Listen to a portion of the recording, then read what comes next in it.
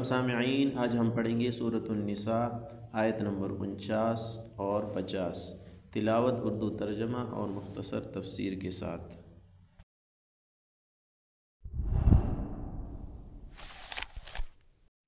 اعوذ باللہ من الشیطان الرجیم، بسم اللہ الرحمن الرحیم۔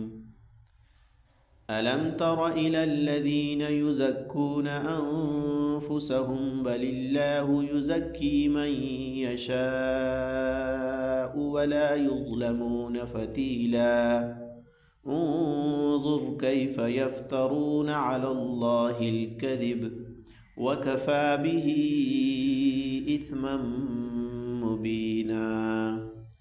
صدق اللہ العظیم۔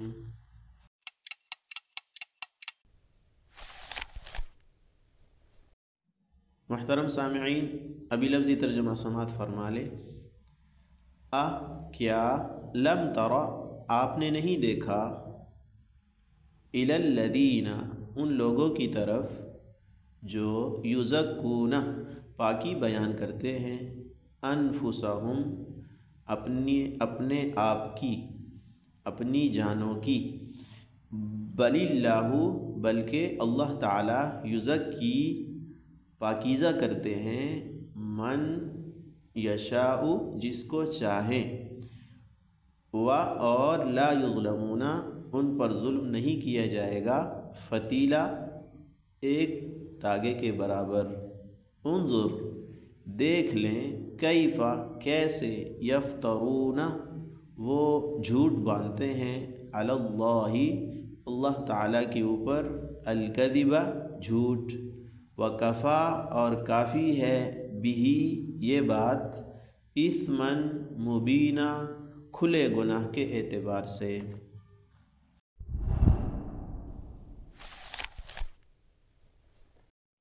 بامحاورہ ترجمہ یوں ہوگا، کیا تم نے ان لوگوں کو نہیں دیکھا جو اپنے آپ کو بڑا پاکیزہ بتاتے ہیں، حالانکہ پاکیزگی تو اللہ جس کو چاہتا ہے عطا کرتا ہے، اور اس عطا میں ان پر ایک تاگے کے برابر بھی ظلم نہیں ہوتا۔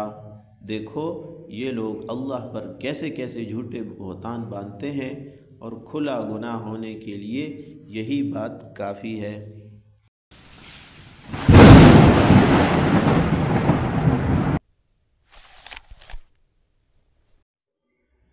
اب ان آیات کی تفسیر ملاحظہ فرما لیں۔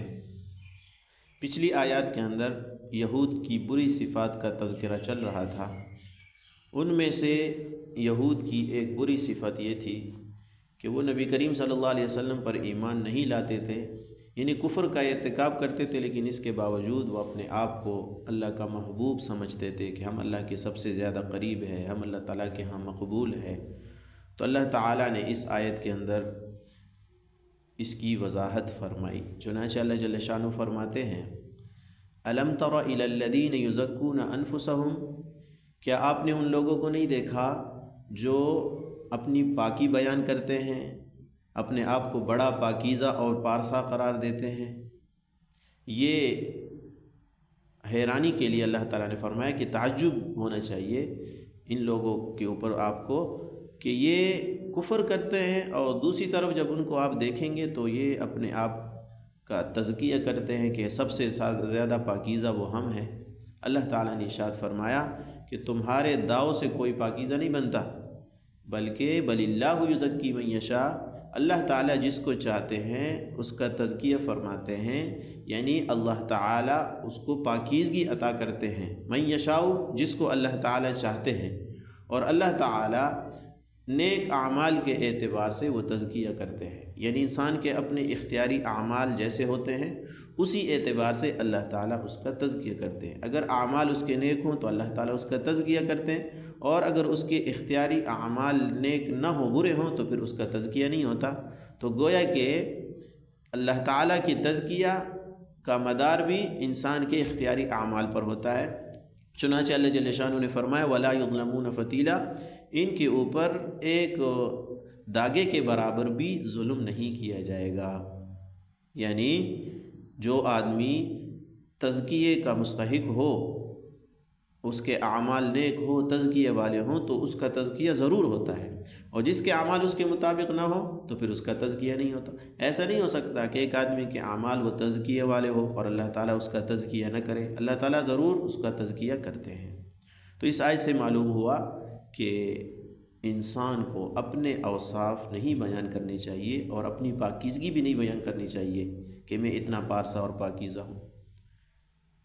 ایک مرتبہ حضرت زینب رضی اللہ تعالیٰ عنہ سے نبی علیہ السلام نے پوچھا کہ نام کیا ہے؟ تو انہوں نے فرمایا کہ برہ، ان کا نام برہ تھا۔ برہ کا معنی ہوتا ہے پاکیزہ عورت۔ تو حضور صلی اللہ علیہ وسلم نے ارشاد فرمایا تم اپنی پاکی بیان نہ کرو، اللہ تعالیٰ کو زیادہ خبر ہے کہ کون کتنا پارسا کتنا پاکیزہ ہے۔ پھر اس کے بعد نبی علیہ السلام نے ان کا نام بدل دیا اور برہ کی جگہ ان کا نام زینب رکھ دیا۔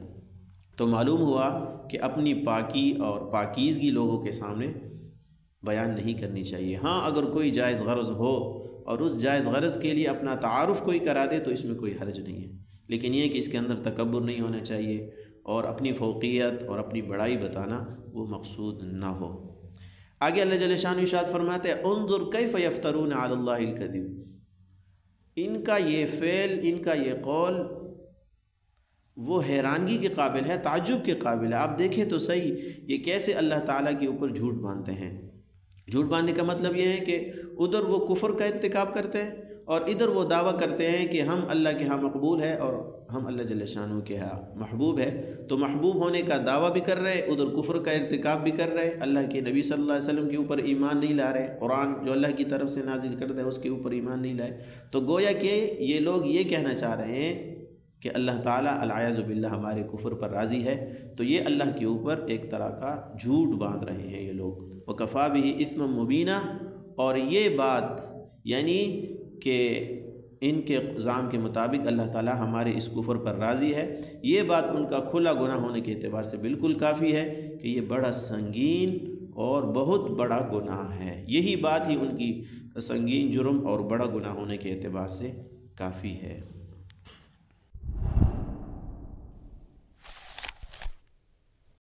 خلاصہ یہ ہوا کہ اپنی پاکی، اپنی بڑائی اور اپنی پارسائی لوگوں کے سامنے بیان کرنا یہ جائز نہیں ہے۔ ہاں اگر کوئی جائز غرض ہو تو جائز غرض کے لیے بقدر ضرورت اپنا تعارف کرنے میں کوئی حرج بھی نہیں ہے۔ اور تیسری بات یہ معلوم ہوئی کہ انسان کے تزکیے میں اس کا بنیادی کردار اس کے اپنے اعمال کا ہے۔ اعمال اچھے ہوں گے تو اس کا تزکیہ ہوگا، اعمال نہیں ہوں گے تو اس کا تزکیہ نہیں ہوگا۔ اور آخری بات یہ ہے کہ اللہ جل شانہ پر جھوٹ باندھنا یہ بڑا سنگین جرم اور بہت بڑا گناہ ہے۔ وآخر دعوانا ان الحمد للہ رب العالمین۔ السلام علیکم ورحمۃ اللہ وبرکاتہ۔ ماشاءاللہ ماشاءاللہ۔